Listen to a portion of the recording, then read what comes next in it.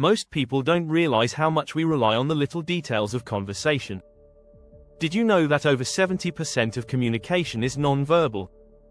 That's right, your body language, tone, and even how you stand can speak louder than words. And yet, most writers overlook this in their dialogue. But what if you could make every conversation in your story feel as real as the ones you hear in the cafe or on the street? Here's the thing. Crafting authentic dialogue isn't just about writing what characters say. It's about how they say it, what they leave unsaid, and the tension between them. A lot of writers get stuck thinking their dialogue has to be perfect. But real people don't talk in perfect sentences. They interrupt, stutter, and sometimes say things they don't mean. In this guide, you'll discover how to write dialogue that feels like a real conversation, not something straight out of a textbook. From understanding character voices to using subtext that adds depth, we'll dive into the secrets behind keeping your dialogue fresh and engaging. You'll even learn how to avoid common mistakes that make characters sound wooden or fake. Ready to transform your writing? Let's start by breaking down the most important parts of authentic dialogue. Chapter 1. Listening to real conversations. Real-life conversations are the best teachers for writing authentic dialogue. Writers can learn a lot from simply listening. People don't always speak in perfect sentences, and that's okay. It's the interruptions, the awkward silences, and the filler words that make dialogue feel real. A study from Purdue University found that 75% of all spoken conversation involves interruptions or pauses. That's a lot of room for authenticity. By observing how people interact, writers can capture the ebb and flow of speech. A key piece of advice is to focus not just on the words, but on the rhythm of conversation.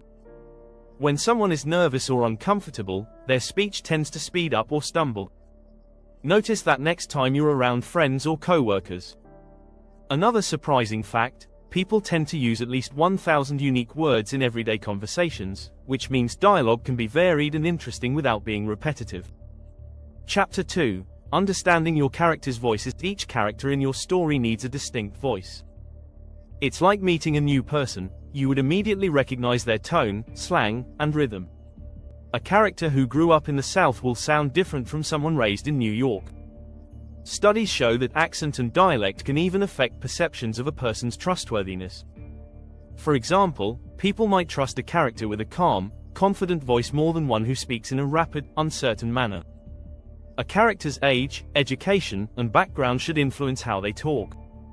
A 30-year-old tech professional might use more tech-related terms than a retired teacher.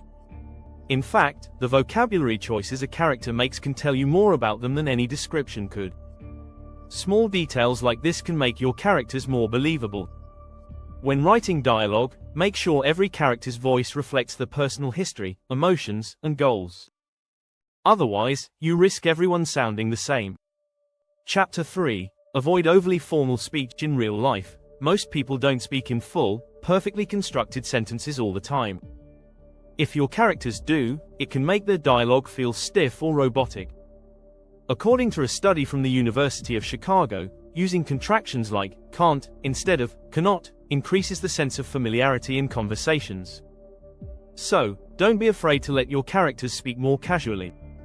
This doesn't mean they have to be slang-filled, but using shorter sentences, interruptions, or incomplete thoughts can make them sound more human.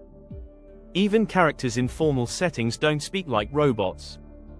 Think about how an executive might speak during a presentation. They still might pause to gather their thoughts or use colloquial phrases. Natural speech has a rhythm and flow that's anything but stiff. Want more tips? Don't miss out on Chapter 4 for strategies on adding deeper layers to your dialogue. Chapter 4. Use subtext to add depth. People rarely say exactly what they mean. Subtext, the meaning behind the words, adds richness to dialogue. A simple "I'm fine" can carry layers of emotion depending on the character's tone, body language, or situation. Research from Stanford University shows that people rely on non-verbal cues like posture, facial expressions, and tone to interpret about 60–70% of conversation. So, if your character is saying one thing but acting in a way that contradicts it, the subtext is powerful. This technique can make your dialogue feel more layered and less on the nose. Think about movies like Casablanca, where every word feels loaded with meaning. People say less than they think, and their actions reveal more. In a compelling conversation, the words are just the tip of the iceberg. Chapter 5. Make dialogue dynamic. Dialogue should never just exist for the sake of talking. Every exchange should push the story forward, reveal something new, or deepen character relationships. According to research from Harvard Business School, engaging conversations are often those that involve conflict or differing points of view. Even in casual chats, there's an unspoken conflict. Someone wants to talk, someone else wants to listen. Every line of dialogue can show that a character is striving for something. Maybe they're trying to gain information, assert power, or just be understood. This dynamic is what keeps the conversation interesting and keeps readers engaged. Without conflict, even the most well-written dialogue can feel flat. So, make sure there's always a reason behind what's being said. A good conversation always has purpose. Curious about dialogue tags? Check out Chapter 6 for insights on using them effectively.